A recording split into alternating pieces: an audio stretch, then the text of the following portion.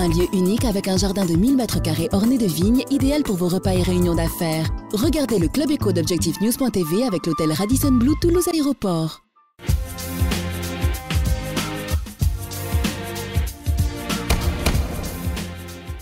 Bonsoir, bienvenue dans le Club Éco d'Objectifnews.tv. Nous recevons ce soir Marc Abadie, le directeur de l'agence Adour-Garonne. Bonsoir Marc Abadie. Bonsoir. Alors actuellement ont lieu beaucoup de discussions sur le Grenelle de l'environnement. On a l'impression que l'eau est oubliée de tous ces débats.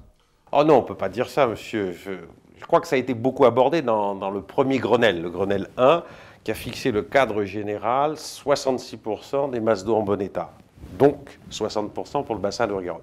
Le Grenelle 2, comme le dit le ministre d'État et Mme Joanneau, c'est la boîte à outils. Or, en matière d'eau, la boîte à outils, restons modestes, ce sont les agences de l'eau. Donc il y a un outil opérationnel avec un système de financement et qui est à l'œuvre depuis maintenant une quarantaine d'années, qui a fait ses preuves. Et donc il s'agissait simplement ici ou là de nous permettre de faire plus, et je l'espère mieux, sur un certain nombre de sujets. Ça veut dire que les acteurs de l'eau avaient un temps d'avance ? Je pense qu'on a un temps d'avance, effectivement, grâce au système des agences de l'eau.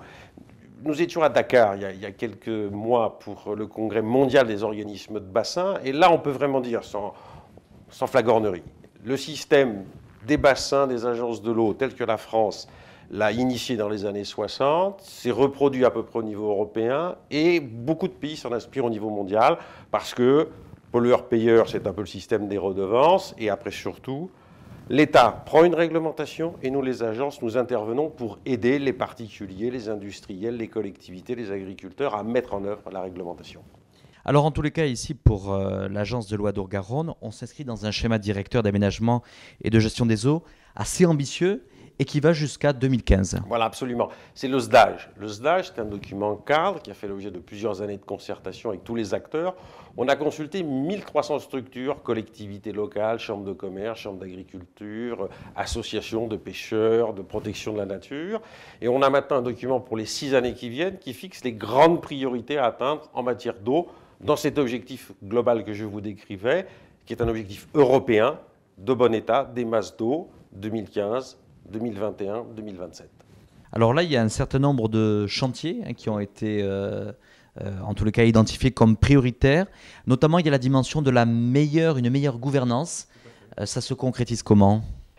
Gérer l'eau, c'est à la fois simple et compliqué. Qui en est responsable pour la distribution de l'eau potable ? Les collectivités locales, les mairies, les intercommunalités. Qui va assurer la bonne réglementation de l'eau? L'État. Qui va financer la construction des barrages, la mise aux normes des stations? Les agences. Donc il faut essayer de trouver un système qui permette à chacun à la fois de situer ses responsabilités, mais surtout de travailler ensemble. Et je pense que là, on a beaucoup progressé. C'est parfois long, c'est parfois compliqué, mais tout le monde est d'accord sur l'objectif. Sur notre chantier, la réduction des impacts des activités humaines, est-ce que vous pensez que justement tout ce débat maintenant depuis 3-4 ans, avec notamment le premier Grenelle environnement, on fait évoluer le comportement de l'homme, de l'individu sur sa responsabilité? Est-ce que vous avez vu, vous, en tous les cas, des vrais changements? Je peux vous donner 3 exemples très précis. Sur les économies d'eau, et l'exemple de l'agglomération de Bordeaux, l'agglomération ici de Toulouse, est très parlant. Tout le monde fait beaucoup plus attention et essaye d'être plus raisonné dans l'utilisation de l'eau. Premier élément. Deuxième élément, l'utilisation des pesticides, des phytosanitaires. On n'est pas encore aux objectifs de réduction de 50% fixés par le Grenelle, mais on sent bien dans le monde agricole et bien au-delà que les gens font plus attention dans les jardineries un peu partout. La rationalisation de l'eau, donc de la gestion de l'eau, c'est un fait réel aujourd'hui. Je pense que ça progresse. Il y a encore beaucoup de progrès à faire. Puis il y a le changement climatique, il faut être encore plus attentif. Puis il y a un troisième élément auquel il faut penser pour bien illustrer, notamment en direction de tout le monde.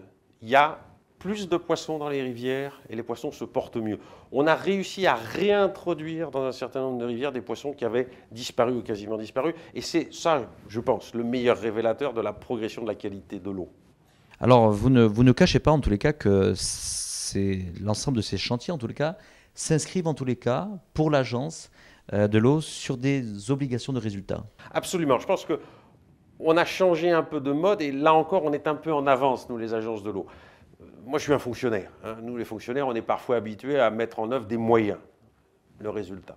Tandis que là, maintenant, nous, dans les agences de l'eau, depuis 2000, la directive 4 sur l'eau, c'est bien le résultat qui compte. À nous de prendre les bons moyens, les meilleurs moyens, pas forcément les mêmes ici qu'en Loire-Bretagne, pas les mêmes pour gérer la Seine que pour gérer la Garonne. Et on est vraiment dans l'objectif de résultat, le bon état des masses d'eau. Quelle sera la place de l'innovation justement dans ce plan stratégique? C'est fondamental, et je vais prendre un exemple y compris à Toulouse. Nous avons décidé, premièrement, de créer un conseil scientifique de l'agence pour nous entourer de l'avis des scientifiques, pour avoir une vision claire, distanciée mais exigeante sur un certain nombre de grands débats et de grandes solutions. Par ailleurs, nous sommes partenaires d'une opération, mais je crois que vous en avez vous-même parlé dans vos colonnes, d'une entreprise qui en ce moment est en train à Toulouse, dans le cadre du Cancéropôle, de faire des recherches pour la meilleure qualité de l'eau. Et bon, nous sommes partenaire. Il n'y a que l'agence de l'eau pour l'instant qui est partenaire avec l'Europe de ce système. Et si ça marche, on aura là à Toulouse une entreprise de très haute technologie. Les résultats en juin-juillet. Marc Abandy, en tous les cas, vous avez souhaité profiter du dernier mondial de l'eau qui avait lieu au mois de mars pour lancer de nouveau les trophées de l'eau avec justement un appel à candidature pour récompenser les meilleurs projets. C'est la 4e édition. Nous avons décidé de lancer, à l'occasion de la Journée mondiale de l'eau le 22 mars dernier, une manifestation sur l'ensemble du bassin. Donc ça recouvre 20 départements pour essayer de... Les gens nous donnent les meilleures initiatives, les meilleurs projets pour la qualité de l'eau, pour l'eau et l'urbanisme, pour des actions pédagogiques, pour expliquer tous les bienfaits de l'eau et comment la préserver.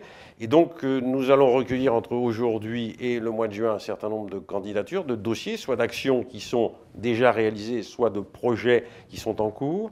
Et au mois de septembre, ici au Bazac, avec nos partenaires d'EDF, donc, qui sont en train, vous le savez, de restaurer ce très beau lieu, nous remettrons les trophées de l'eau avec un certain nombre de catégories. Et nous avons créé cette année une catégorie nouvelle, c'est pour les jeunes, car je crois beaucoup que le message sur la qualité de l'eau passe par les jeunes, les enfants, les étudiants, les élèves.